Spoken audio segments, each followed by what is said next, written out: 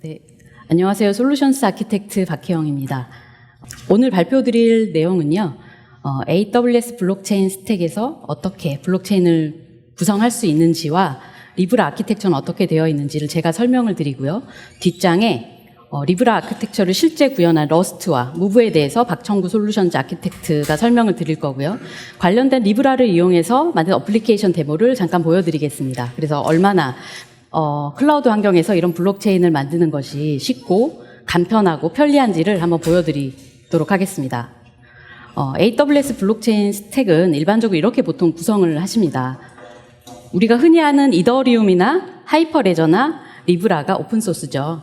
그리고 이 오픈소스를 일반 EC2나 람다와 같은 컴퓨팅 클라우드 서비스에 올려서 빌드를 해서 쓰십니다.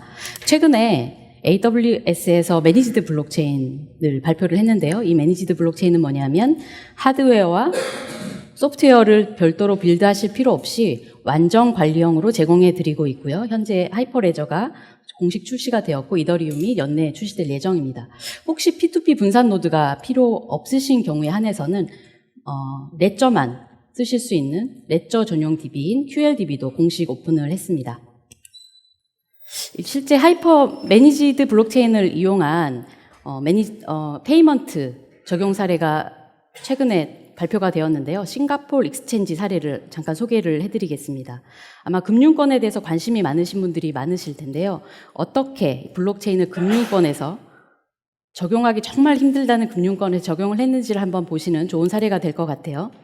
우선 여기에는 4가지 스테이크홀더들이 있습니다.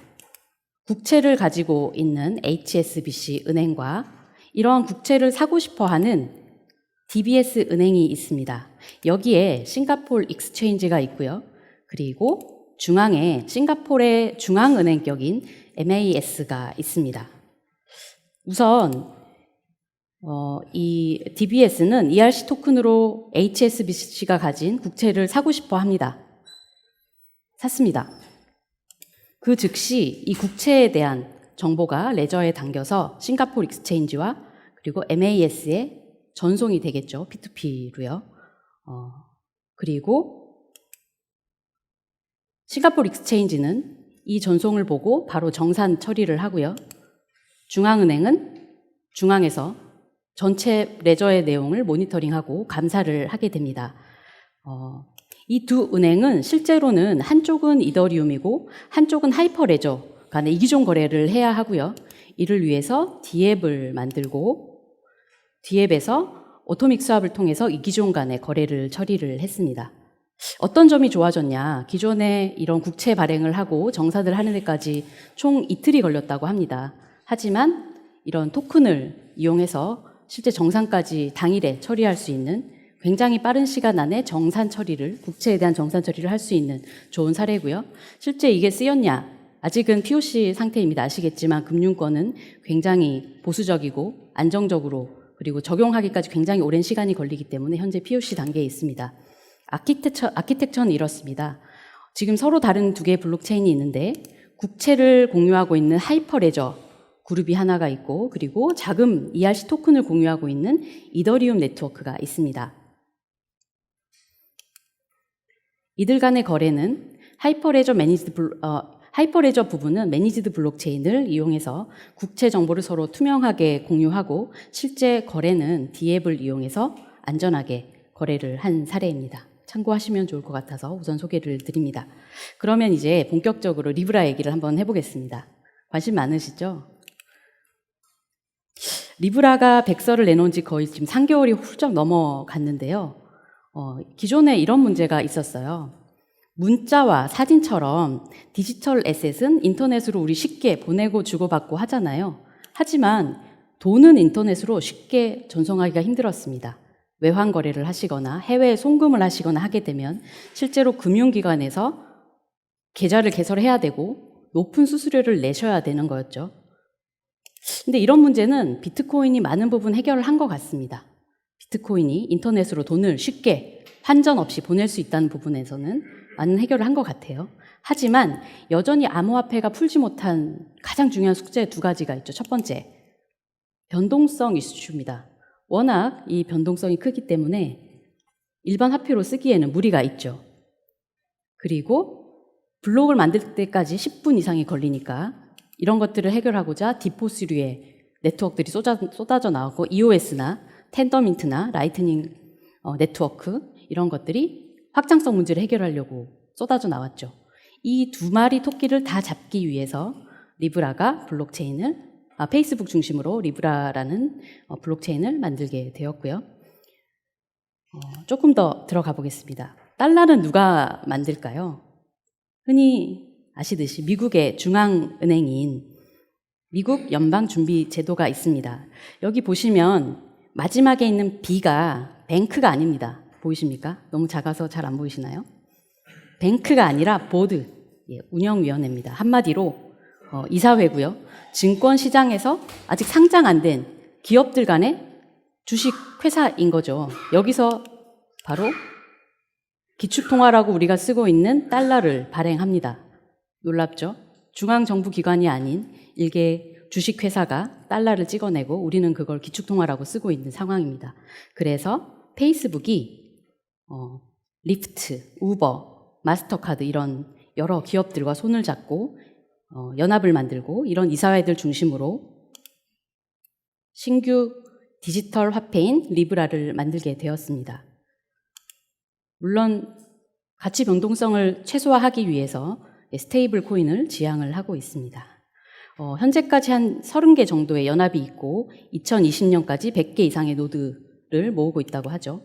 좀 이런 여러 가지 논란이 되는 얘기는 오늘 조금 접어두고요. 오늘은 조금 더 기술적인 얘기를 중심으로 하겠습니다.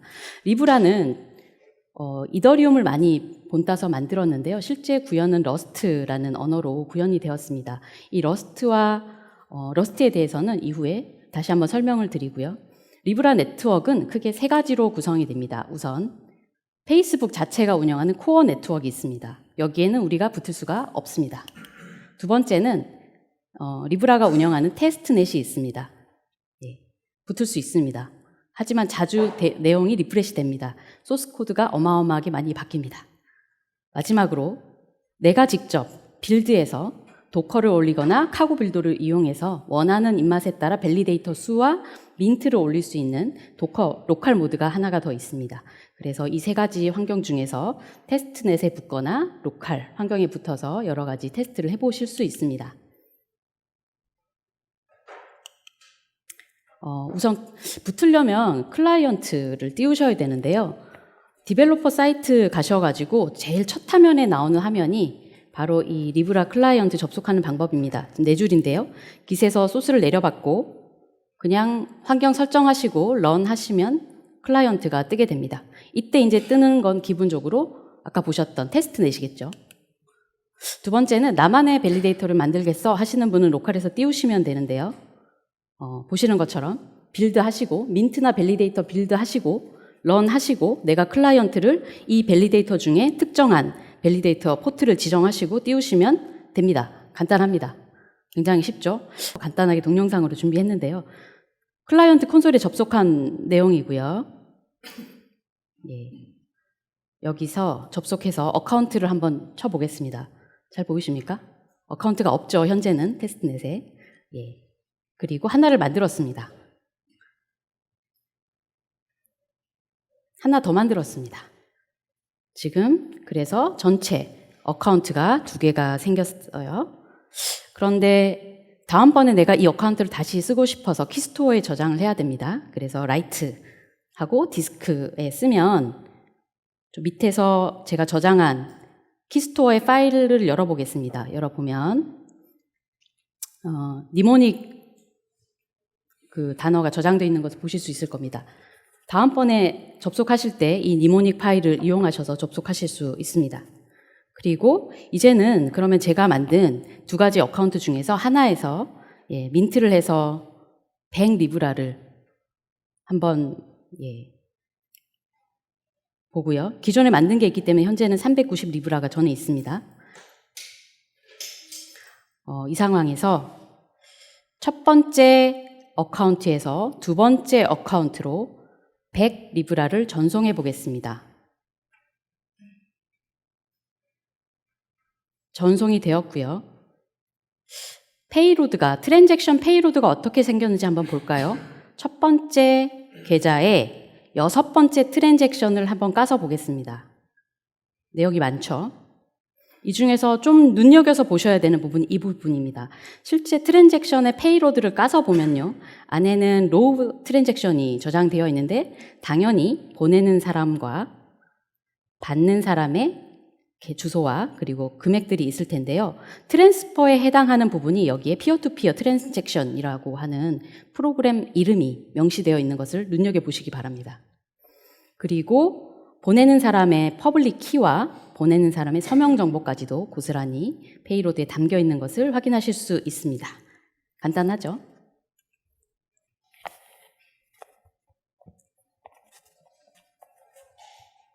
네, 지금 본 건 트랜잭션을 다시 까서 보면요. 이벤트가 있는데요. 이벤트 내용도 한 번 더 이렇게 보여드렸습니다. 네. 자, 그러면 실제로 어떻게 되는지 한 번 더 디테일하게 한번 찾아보겠습니다. 우선 클라이언트 통해서 저희가 지금 100 리브라를 보냈는데요. 이렇게요. 트랜잭션의 자료 구조는 이렇게 생겼다고 말씀드렸죠. 그리고 일단 리더 밸리데이터가 요청을 받으면 VM을 통해서 밸리데이션 검사를 하고 스토리지에 저장을 하고 마지막에 멤플까지 저장을 합니다. 근데 빨리빨리 밸리데이터들이 블록을 안 만들어주면요. 트랜잭션이 또 들어오면 그대로 멤플에 쌓이겠죠. 그죠? 아마 이더리움과 똑같은 구조네? 라고 생각하실 수도 있을 것 같습니다. 그리고 이 상태에서 다른 밸리데이터들은 트랜잭션 요청을 받았고요. 리더 밸리데이터는 이제 블록을 만들자고 합의를 보내게 됩니다. 요청을 보내게 됩니다. 이렇게요. 네. 근데 리브라에서 사용하는 합의는요. 핫스터프라는 합의 알고리즘인데요. 핫스터프는 기존에 과반수 이상이 동의하면 블록을 생성하는 BF류를 개선한 것입니다. 특히 큰 차이점은 기존의 핫스터프 이전에는 브로드캐스팅을 해야 되는 거였는데요. 지금은 리더가 중간에서 통신을 제어하죠. 그래서 브로드캐스팅에 대한 부담을 줄였고요. 두 번째 부분이 블록이 혹시 아까 요청을 보냈는데 주변 밸리데이터들에게 합의가 되지 않더라도 다음 블록이 합의가 되면 이전 블록은 자동으로 합의가 되어버리는 방식을 채택하고 있습니다. 생각해 보시면 텐더민트 같은 경우는 아마 블록 합의가 되지 않으면 체인이 멈추는 상황이었는데요. 이더리움에서는 합의가 안 됐고 또 다른 블록이 생겨지면 엉클 블록이 생기죠. 브랜치가 생기고 더 긴 브랜치를 따라가는 거버넌스를 채택하고 있었고 리브라 같은 경우에는 브랜치가 하나만 계속 유지하면서 그중에 마지막 블록에서 합의가 이루어지면 이전에 생성되지 않은 블록도 블록을 인정하는 이런 방식을 쓰고 있습니다.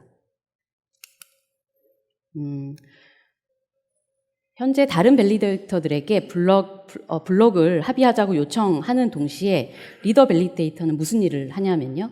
지금 블록 안에 아까 3개의 트랜잭션이 들어가 있었죠. 이 트랜잭션들을 하나씩 꺼내서 실행을 하는데요. 실행하기 전에 VM이라고 쓰여 있는 버추얼 머신에서 여러 가지 검사를 하게 됩니다.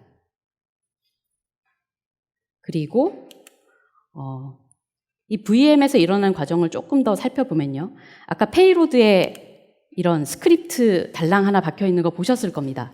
하지만 중간에 VM을 거치는 과정에서요. 인터프리트 과정에서 저 프로그램에 해당하는 이름과 완전히 매핑되는 스크립트와 모듈로 대치를 시킵니다. 그리고 VM에서 바이트 코드로 컴파일을 한 뒤 이 바이트 코드를 가지고 문제가 있는지 없는지 유효성 검사를 하게 됩니다.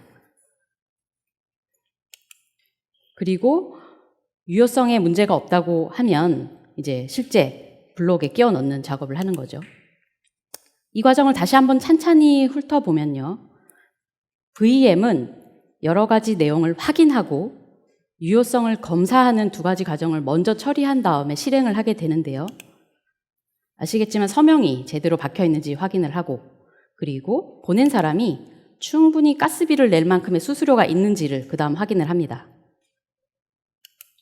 그런 다음 VM이 있으니까요. VM에서 처리할 수 있게 컴파일로 바이트 코드로 컴파일을 한 다음 이 바이트 코드를 확인합니다. 검사하고 문제가 없으면 그제서야 실행을 해봅니다. 그리고 실행을 다 했으니까 수수료 떼야겠죠? 수수료 떼고 이제 마지막에 문제 없는 데이터들은 레저로 남겨서 연구 보관을 하는 식으로 진행이 되게 됩니다. 자, 이렇게 블로그의 트랜잭션을 실행하고 합의가 이루어지면 스토리지에 영구적으로 저장을 하게 되는데요.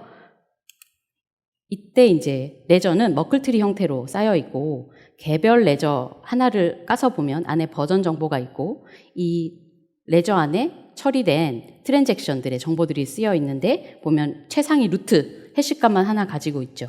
그러면 마지막 장표입니다. 어려운. 실제 전체 저장되는 자료 구조를 한눈에 한번 찾아보도록 하겠습니다.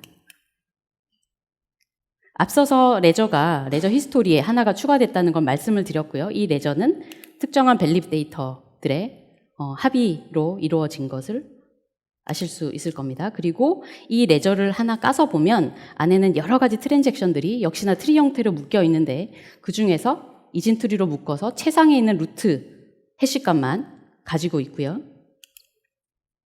그 트랜잭션들의 하나를 다시 까서 보면 아까 말씀드린 대로 페이로드 하나를 딱 까서 보면 처음에 트랜스퍼 해달라고 요청한 프로그램 하나에서 최종 바이트 코드까지 저장이 돼서 처리되는 부분이 있었습니다.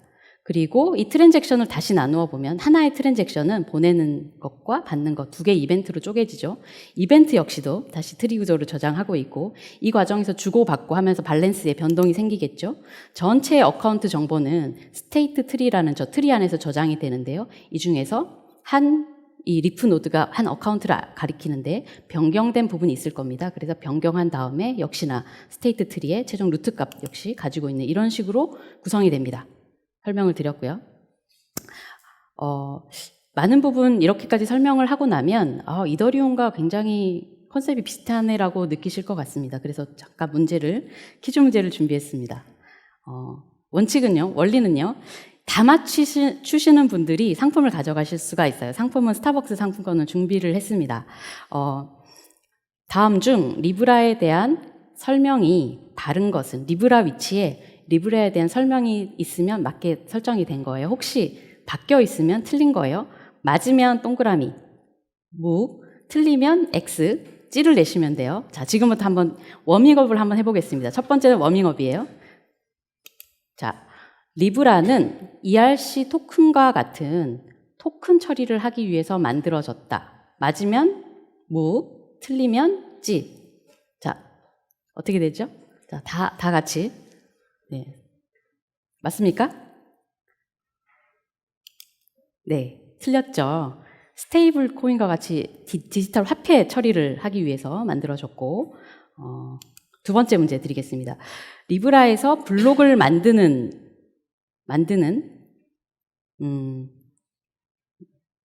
노드를 밸리데이터라고 한다. 맞으면 동그라미, 틀리면 X. 네. 안 하시는 분들은, 자, 이제부터 여기까지 연습이었어요. 맞아요. 밸리데이터 무기였어요. 자, 이제부터 쭉 내려가 봅시다. 자, 이제 점점 문제가 어려워지고 있습니다. 리브라는 퍼블릭 네트워크가 아니라 프라이빗한 퍼미션드 네트워크이다. X 하신 분은, 나도 언제나 그 노드에 참여할 수 있다. 밸리데이터가 될 수 있다고 하신 분이 이거 하신 거죠? 퍼블릭이 될지는 모르겠지만 현재로는 프라이빗입니다. 그죠? 자, 틀리신 분들 손 내리시고요. 맞는 분들만 계속 진행합니다. 자, 잘하셨어요. 컨센서스 알고리즘은 리브라는 POW, 특정한 퀴즈 문제를 풀면 블록을 만들 수 있다. 맞습니까? 틀렸죠. 그죠? 리브라에서는 아까 하스터프라는 과반수 이상이 참석해야 되는 BFT를 개선한 알고리즘을 썼다고 얘기를 드렸어요. 자, 랭귀지는 리브라는 고를 썼고 스마트 컨트랙은 솔리디티를 썼다. 맞으면 동그라미, 틀리면 X. 잘하시는데요? 지금 네 분이 남아 계신데, 많이 계시네요. 한 번 더 가보겠습니다. 예, 반대죠. 퍼포먼스는 리브라는 15초마다 하나의 블록을 만든다.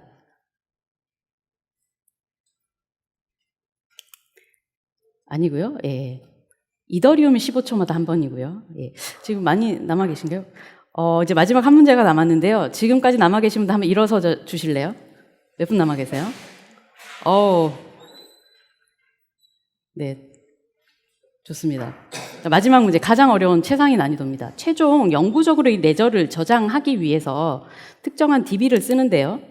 리브라는 록스 DB를 쓴다. 맞으면 동그라미, 아니다. 리브라는 레벨 DB를 쓴다. X입니다. 자, 정확하게 해주세요. 뭐 이렇게 애매하게 이렇게 하지 마시고요. 하셨습니까? 정답은 다 하셨죠? 네. 맞습니다. 록스 DB를 씁니다. 자, 최종 남으신 분, 자, 틀리시면 앉으시고요. 앉으시고요. 맞으셨나요? 한, 둘, 셋, 넷, 다섯, 여섯 분. 좋습니다. 이제 제가 눈으로 사진을 찍었고요. 제 머릿속 블럭에 넣었습니다. 이분들은 끝나고 제가 따로 상품권을 드리도록 하겠습니다. 네, 이후에도 지금 여러 가지 문제가 남아 있으니까요. 계속 퀴즈를 맞춰주시기 바랍니다. 좀 정리를 해보면, 이더리움 같은 경우는 ERC 토큰을 발행하고 교환하는 목적으로 만들어졌고, 마이너가 POW 문제를 풀어서 했었죠. 현재는 퍼블릭으로 열려 있었고 누구나 노드에 참여하실 수 있습니다. 고와 솔리디티 언어로 구현이 되어 있고 15TPS로 돌아가고 있고 최종 저장은 레벨 DB를 했었습니다. 반면에 리브라는 스테이블 코인을 지향하고 있고요. 밸리데이터들이 특정한 밸리데이터들만이 블록을 만들 수 있고 현재는 퍼미션드입니다. 아무나 들어갈 수 없어요. 그리고 하스터프라는 합의 알고리즘을 통해서 빠르게 2000TPS의 속도로 블록을 만들고요. 최종 록스DB에 저장을 하는 형태로 구성이 되어 있습니다. 여기까지 보시면 한마디로 리브라는 이더리움의 컨셉을 그대로 가져와서 러스트와 무브라는 새로운 언어로 보안을 더 강화한 새로운 구현체다라고 말씀을 드릴 수 있겠는데요. 이후에 러스트와 무브가 정확하게 뭐길래 이렇게 페이스북이 차용해서 만들었는지를 박청구 솔루션스 아키텍트가 설명을 드리도록 하겠습니다. 안녕하세요. 반갑습니다. 솔루션스 아키텍트 박청구입니다. 블록체인 하는 분들 존경합니다. 지금 보셨지만 솔리디티니, 골랭이니 또 러스트의 무브까지 너무나 많은 언어들이 있는데요. 왜 페이스북이 러스트를 채택을 했을까요? 한국에 러스트를 쓰고 있는 분들이 많이 없죠. 저도 리브라 코드를 보면서 제가 꽤 오랫동안 개발했지만 처음 들여다봤습니다. 러스트에 대해서 그러면 조금씩 알아볼게요. 모질라의 숙제는 10년 전부터 브라우저를 만들면서, 브라우저는 어디서 동작하나요? 여러분의 PC에서 동작하잖아요. 하지만 굉장히 많은 트래픽을 처리해야 되고 성능도 좋아야 됩니다. 그러다 보니까 여러분의 PC의 저수준 레벨까지 접근을 하고 싶어 해요. 하지만 저수준까지 접근을 한다는 건 결국 보안과 트레이드오프 관계에 있습니다. 그래서 그 중간쯤을 찾고 싶은데 방법이 없었죠. C 언어는 성능은 좋아요. 성능은 좋지만 너무 하위 레벨까지 건드리다 보니까 해킹이나 여러 가지 문제를 일으킬 수 있습니다. 이거를 해결하기 위해서 자바와 골랭, 스칼라가 등장을 했죠. 하지만 자바 등등은 약간의 성능을 포기하고 VM에서 동작하는 그런 아키텍처를 채택을 했어요. 중간쯤에서 성능과 보안을 다 잡은 거죠. 그리고 좀 더 쉬운 파이썬과 해스켈 같은 것들은 성능은 좀 포기하고 아주 쉽게 안전하게 갔습니다. 하지만 러스트는 좀 다르죠. 모질라는 러스트를 개발하면서 두 가지를 다 가져가고 싶어 했어요. 여러분의 PC에서 아주 좋은 성능을 낼 것, 그리고 그러면서도 안전할 것, 두 마리 토끼를 잡기 위해서 노력을 했습니다. 러스트는 가비지 컬렉터를 제외시켰어요. 아키텍처에서 가비지 컬렉터라는 게 아예 없습니다. 그럼 어떻게 했을까요? 가비지 컬렉터가 없는데 어떻게 메모리 문제를 안전하게 해결했느냐? 그게 이제 오너십이라는 개념이 여기서 등장을 하는데요. 오브젝티브 C 코딩을 해본 분은 오너십이 뭔지를 아실 거예요. 비슷합니다. 오너십은 러스트에서 생성된 변수는 오너라는 걸 하나씩 무조건 갖게 되어 있고요. 그리고 어떤 순간이든 단 하나의 오너만을 갖게 됩니다.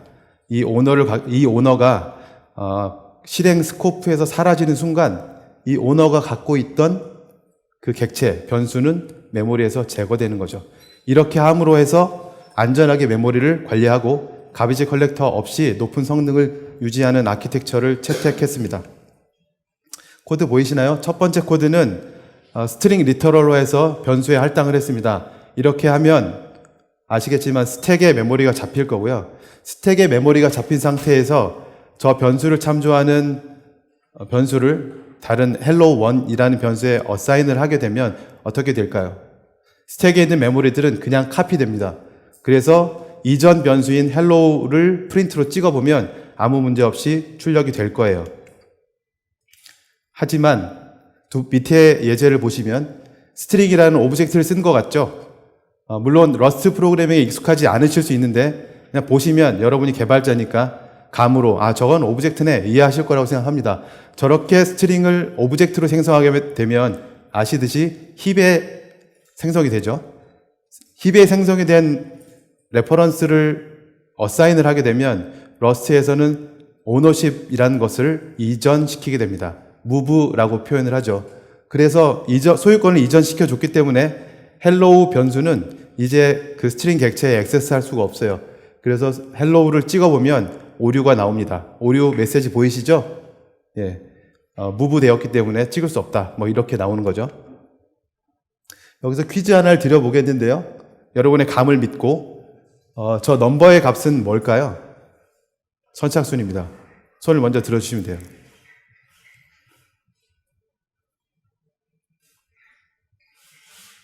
예, 여러분 손해 보실 거 없잖아요. 먼저 손을 드시는 게 유리할 텐데. 말씀해 보세요. 5 맞습니까?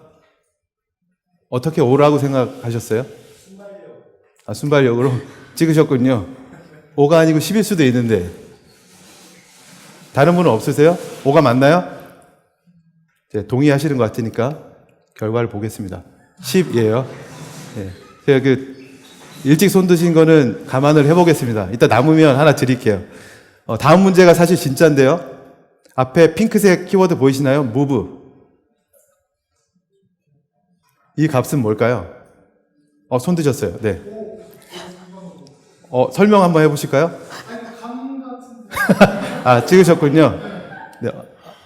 anyway, 답은 맞았습니다. 저 move라고 하면, move로, 저 코드를 좀 설명을 드려보면요. 함수를 정의했어요. 프로시저를 정의했는데, add 언더바 num이라고 정의를 했고, 파라미터로 인티저 32바이트짜리 x라는 변수를 받을 거고요. 그 변수를 받아서 정의되어 있는 num에 그만큼을 더한 x만큼을 더해서 리턴하는 코드예요. 근데 왜 앞에 거는 10인데 얘는 5냐? 앞에 저 파라미터를 받는 부분에 move라고 되어 있잖아요. 저게 소유권을 뺏어버린 겁니다. 저 라인이 실행되는 즉시 저 x값은 참조할 수가 없어요. 그래서 그냥 num의 원래였던 값이 결과값이 된 거죠. 예, 5 맞추셨어요. 축하드리고요.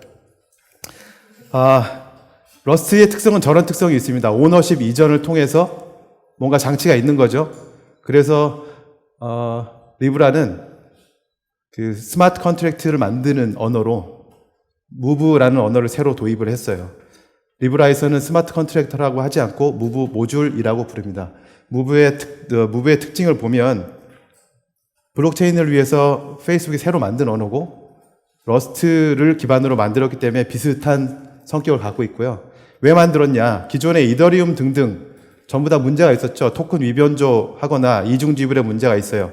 해킹의 이슈가 있다는 얘기죠. 그거를 언어 차원에서 차단하겠어 라는 목적을 가지고 생뚱맞은 러스트를 도입해서 무브를 만든 거죠. 러스트와 무브를 쓰게 된 이유는 그렇습니다. 무브는 실행 시에 VM 레벨에서 바이트 코드 베리파이어라는 걸 하나 둬서 미리 컴파일한 걸 돌려보는 거죠. 돌려봐서 제한했던 것들을 지키지 않았다라면 그냥 에러를 냅니다. 실행할 수 없는 거죠. 그리고 좀 전에 보셨던 move 같은 키워드를 통해서 변수를 참조 못하게 막는 기능도 합니다.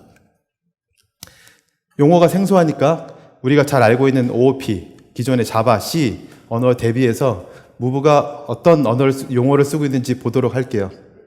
기존의 오브젝트에서 클래스에 해당하는 게 모듈이라고 부릅니다. 앞으로 모듈이라고 하면 기존 언어에서 클래스에 해당한다고 생각하시면 돼요. 기존 언어의 클래스 안에 있는 프로퍼티가 있죠? 변수들, 멤버들, move에서는 리소스라고 부릅니다. 이 리소스는 특별히 리소스라는 걸 고안해낸 이유는 리브라가 디지털 에셋에 특화시키기 위해서 만든 장치예요. 기존의 솔리디티 같은 언어들은 인트, 플로트, 더블 이런 기존 언어에서 쓰는 변수를 채택을 하면서 디지털 에셋과는 좀 컨셉이 맞지 않았죠. 그래서 새로 정의를 해낸 거고요. 이 리소스는 이전은 되지만 삭제되지 않습니다. 우리가 누군가한테 돈을 보내잖아요. 돈을 보냈으면 제 계정에서 돈이 빠져나갔고 어딘가에 그 돈은 존재합니다. 중간에 사라지지 않죠. 이 과정이 무브인 거예요. 그래서 이름도 무브가 된 거고요. OOP에서 메소드라고 부르는 걸 무브에서는 프로시저라고 부릅니다. 이 프로시저를 통해서 리소스의 값을 변경하거나 액세스할 수 있게 우리가 흔히 알고 있는 OOP의 컨셉과 거의 동일합니다. 리소스는 이렇게 생겼어요. 10 코인이라고 하면 뒤에 있는 리소스 타입이 코인에 해당할 거고요. 기존의 인티저, 불린 이런 것들을 쓰지 않기 위해서 새롭게 만든 개념이다 라고 이해하시면 될 것 같고요. 그리고 말씀드린 것처럼 프로시저를 통해서 리소스의 접근을 허용하고 있습니다. 코드를 잠깐 볼까요? 이 코드가 무슨 의미일까요? 프로시저 pay from sender, 우리가 돈을 송금할 때 사용하는 실제 코드입니다. 리브라가 제공한 코드이고요. 보시는 것처럼 리브라 코인 .t라고 해서 리소스가 정의되어 있죠. 처음에 저 메소드를 호출한 사람의 계좌에서 돈을 인출하죠. withdraw from sender, 뭔가 이름이 명확하잖아요. 돈을 인출하고 그 다음에 디파짓, 이체하는 과정입니다. 이 과정은 정상적인 코드예요. 저 밑에 줄 보이시나요? 예, 저 밑에 줄을 잘 봐두십시오. move라는 키워드들이 붙어 있죠. move, 말씀드렸던 것처럼 move라는 키워드가 저렇게 붙으면 저 pay와 to underbar pay는 저 라인이 지나가면 그 다음부터 존재하지 않습니다. 이해하시겠죠? 자, 이제 퀴즈인데요. 앞에 코드 그 디파짓 라인 기억나시죠? 자, 이 아래 세 가지 케이스들은 정상적이지 않은 케이스를 보여드릴 건데 이유를 설명해 주시면 됩니다. 그게 퀴즈예요. 자, 보이시나요? 이게 비정상적인 코드인데 왜 틀렸을까요? 선착순, 예. 카피로 하면 왜 안 되죠? 네. 네. 일단 답은 맞았는데 반쯤 맞은 걸로 하고요. 더 좋은 답이 나오면 예, 말씀하세요.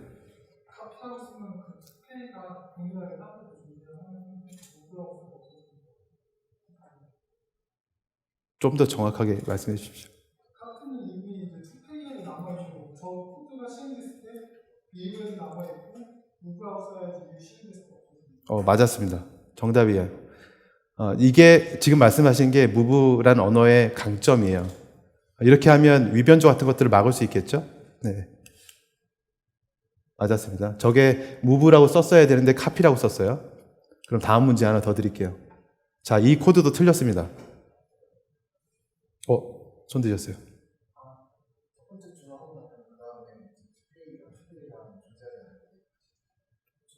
정확합니다. 저렇게 이미 to underbar pay가 존재하지 않기 때문에 쓸 수가 없죠, 저 변수를. 그죠? 그래서 이렇게 해서 이중 지불을 막는 겁니다. 예, 이걸 언어 차원에서 하고 있는 게 무브의 특징이고요. 마지막 문제 드릴게요. 이것도 보셨나요? 못 보셨죠? 이것도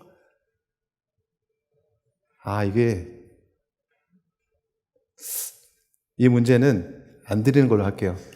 의도가 잘못됐어요. 답이 뭐냐면 원래 문제를 드리려고 했던 의도는 앞에서 보셨던 코드에 보면 인출을 했잖아요. 보내려고. 그런데 개발자가 실수로 그렇게 인출한 돈을 디파짓하는 거를 빠뜨렸어요. 코드 라인을. 그러면 어떻게 되느냐가 문제였는데 답이 밑에 같이 달려있네요. 예.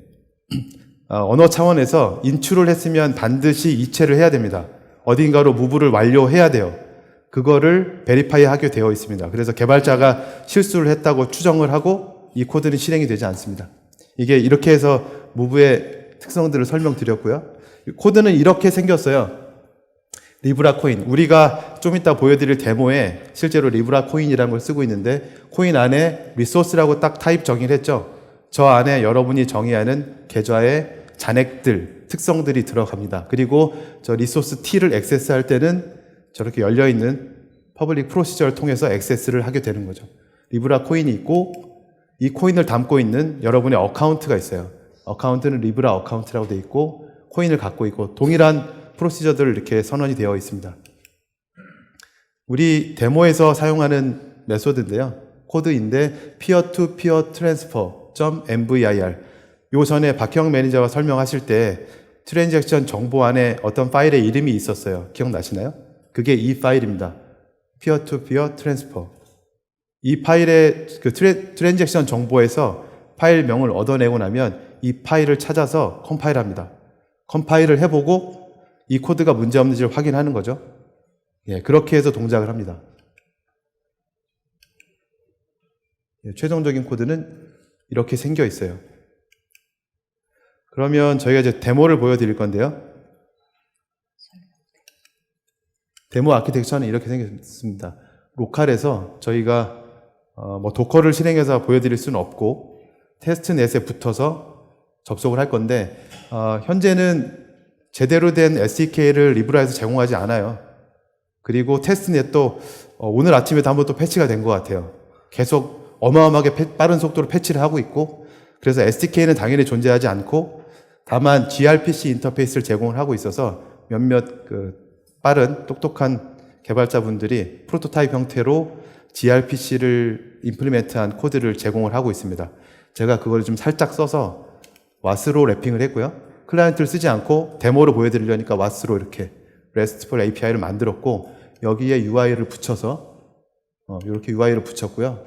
데이터는 로그인이나 이런 UI를 쉽게 하기 위해서 이메일로 로그인을 할 거고 그 이메일과 리브라 어카운트가 매핑이 되어 있고 PK와 퍼블릭 키와 프라이빗 키는 저희가 암호화해서 그 HSM으로 암호화해서 DB에 저장을 해 두었습니다. 이렇게 구성이 되어 있고요. 그럼 데모를 보여드리도록 하겠습니다. 데모를 보여드리기 전에 이 멘트를 꼭 해야 된다 그래서 그러면 AWS가 제공하는 베네핏은 뭐냐? 많은 분들이 이더리움 같은 블록체인 노드를 저희 EC2에서 이미 쓰고 계세요. 그리고 아마도 리브라가 좀 더 확산이 되고 나면 다들 리브라를 어딘가에 띄워서 내 노드를 만들어야지 하는 분들이 생기실 거예요. 그때 저희 거를 쓰시면 되고요. EC2를 쓰셔도 좋을 것 같고 EC2 위에 블록체인을 올려서 람다나 이런 등등의 코드를 묶으셔도 좋은 서비스를 만드실 수 있을 거예요. 또는 다 싫고 나는 그냥 블록체인 서비스를 주는 걸 쓸래요 하면 저희가 관리형으로 드리는 서비스가 있습니다. 매니지드 블록체인 서비스를 쓰시거나 그냥 임뮤터블한 안전한 레저DB가 필요해요 하시면 제일 아래에 있는 QLDB를 쓰셔도 됩니다. 그럼 키 관리가 이제 저희가 보안에 신경을 엄청 쓰는 회사다 보니까 여러분의 키를 어떻게 관리하냐가 되게 중요할 텐데 저희는 KMS나 클라우드 HSM을 제공하니까 안전하게 키 관리를 하셔서 블록체인 서비스를 운영하실 수 있을 거예요. 그리고 안전하게 여러분의 사용자들을 접근 제어해 드립니다. 설명드린 것처럼 제 계정으로 하나 로그인하고 박형 매니저 계정으로 하나 로그인해서 둘 간에 계좌 정보를 확인하고 제 계좌에서 박형 매니저 계좌로 리브라를 송금하는 화면이에요. 간단합니다.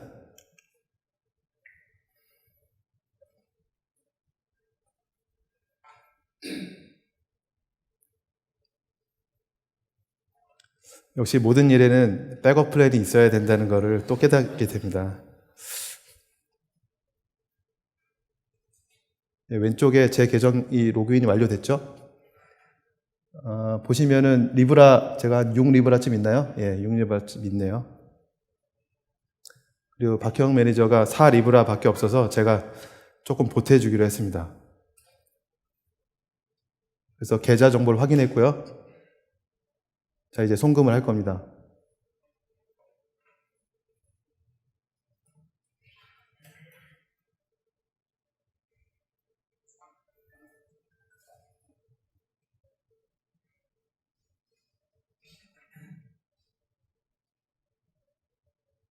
자, 이게 지금 트랜지션을 생성했는데요. 테스트 내시고 하다 보니까 아직 최적화가 덜 됐는지 조금 시간이 걸려요. 그래서 제가 지금 그 중간에 말씀을 드리고 있는 거고, 예, 끝났네요. 예. 지금 전송이 되었죠? 내역을 보시면, 예, 지금 리브라가 전송이 됐어요. 전송 수신 쪽에는 정상적으로 값이 찍히고 보낸 쪽에는 가스비까지 차감이 되기 때문에 보낸 것보다 조금 더 까집니다. 그걸 이상하게 생각하실 필요는 없고요. 가스비예요. 일단 여기 세션을 마치고 세션 후에 질문을 여기 박형 매니저한테 주시면 좋을 것 같습니다. 고맙습니다.